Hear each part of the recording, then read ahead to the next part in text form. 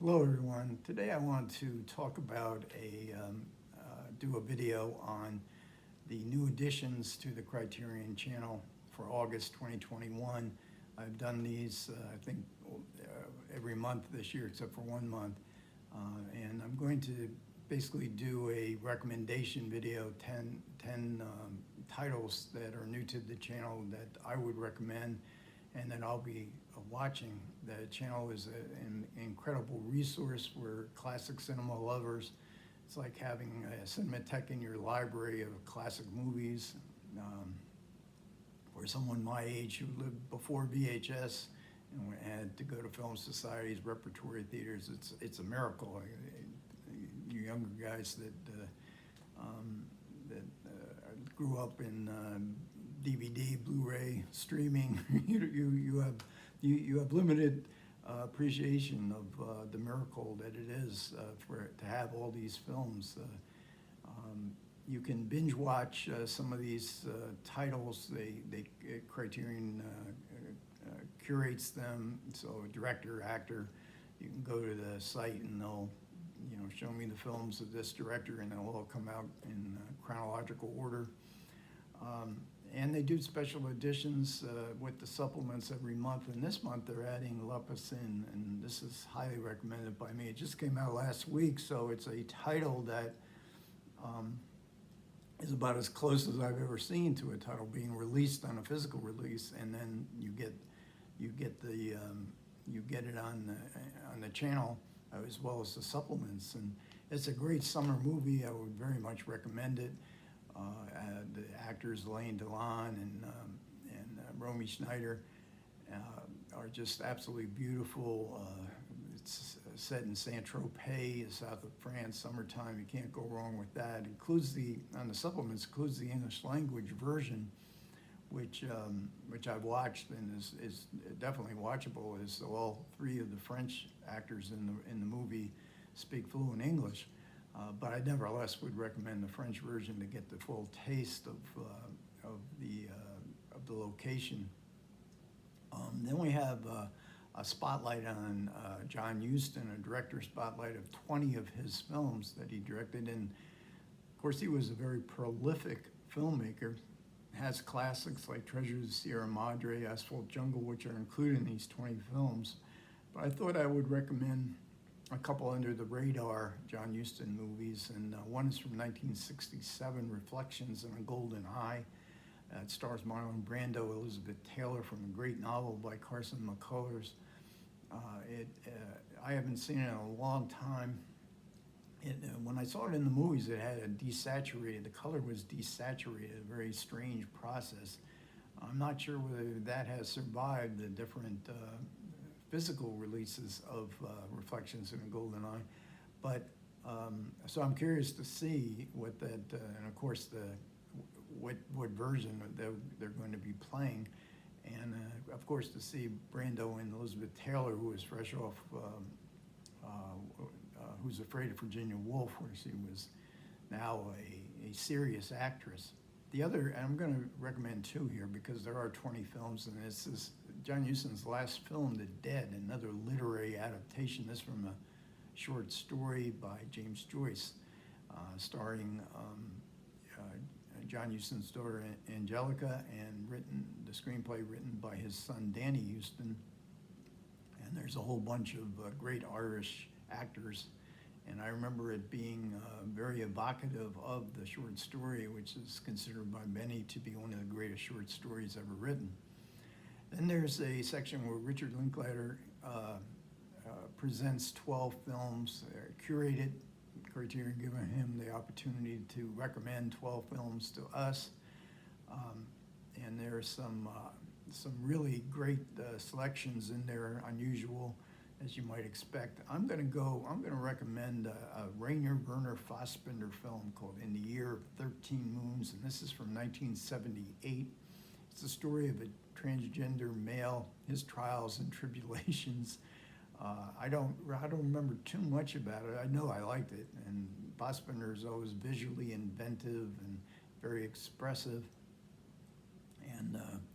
And Fassbinder, of course, there's a lot of pain in a Fassbinder film, and one of the reasons I sometimes hesitate to revisit his films is, do I want to experience all the pain that Fassbinder must have felt in his personal life, and that he expresses in his movies. Next is a 14 films that stars Jean Harlow. So we go from European art film to the dream factory of Hollywood of the 1930s. Jean Harlow, I love Jean Harlow, and all 14 of these films I think are worth seeing if just for her. But the one I'm going to recommend is a film from 1932. It's Red Dust. It co-stars Clark Gable, Mary Astor, a story of African safari, and the two women vying for Clark Gable's affection. It was remade in the 1950s by John Ford, with Gable reprising his role with Grace Kelly and Ava Gardner, two of the most incredibly beautiful people in the 1950s, beautifully photographed. This is in color, the remake, and a kind of a travelogue. The Jean Harlow version, which was directed by Victor Fleming, is in black and white and is very pre-code steamy. Then we have 6 movies, 6 westerns but the director was Bud Bodeker. His star was Randolph Scott. These were films I grew up with, and they were on television all the time. Haven't seen them in many years, but for some reason, one title really sticks out to me, and that's Buchanan Rides Alone. I love the title. I don't remember much about it, but I think that's the one I'm going to revisit myself, and the one I would recommend. Then we get some streaming premieres every month.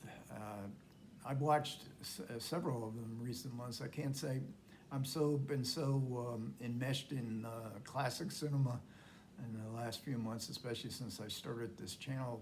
I have a hard time relating to contemporary films, but this one I think I won't have too much trouble relating to, because it's a film by Kiyoshi Kurosawa, who's one of my favorite contemporary filmmakers. And this is a 2019 release of his called To the Ends of the Earth, and a story about a woman who has a travel show on television, and she travels to Uzbekistan to film a segment and gets involved in some various adventures, oddball adventures, as you would expect if you've ever seen a Kiyoshi Kurosawa movie. Now we'll go to a documentary, Chronicle of a Summer, which I believe is in the Criterion Collection of 1961. I've never seen this. I've always wanted to see it. It's by Jean Roche and Edgar Morin. It is a documentary of average people, average Parisians, who are asked the question, are you happy? That's a good question. And I'm sure it must have gotten some very interesting responses. And it's a question you could ask in 1961 or 2021, 60 years later, and you'd probably get some pretty interesting answers. It probably was a pretty good documentary to make. And then my ninth recommendation is in addition to the Film Foundation. This is Martin Scorsese's foundation that he sponsors and that has restored so many great films. Every month, the Criterion Channel adds another one to that collection that they have, and it's pretty vast on the Criterion Channel. The Film Foundation restorations, and this month they're adding a movie that I absolutely am going to see.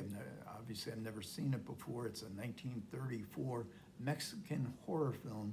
It's directed by Fernando de Fuentes, and it's called The Phantom of the Monastery. On IMDb, they have it under The Phantom of the Convent. It's a horror film with a kind of standard, even in 1934, a standard plot of that continues on 90 years later. We still have these plots of people getting lost in the forest, and the horrors that can happen to you in the forest when you get lost.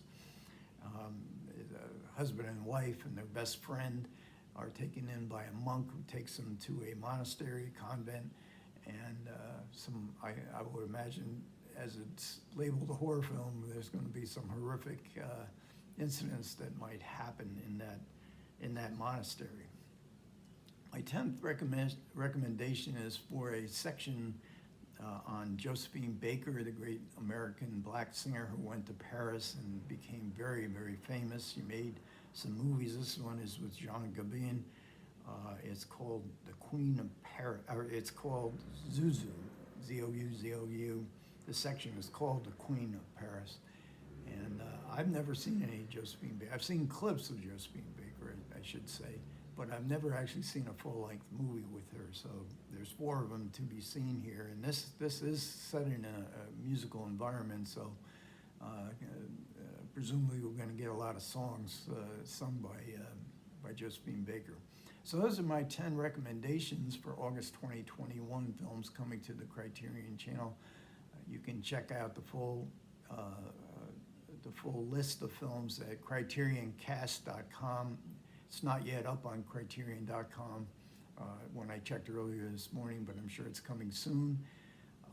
So if there's any films that you might recommend from that list to us, any comments are, of course, always welcome.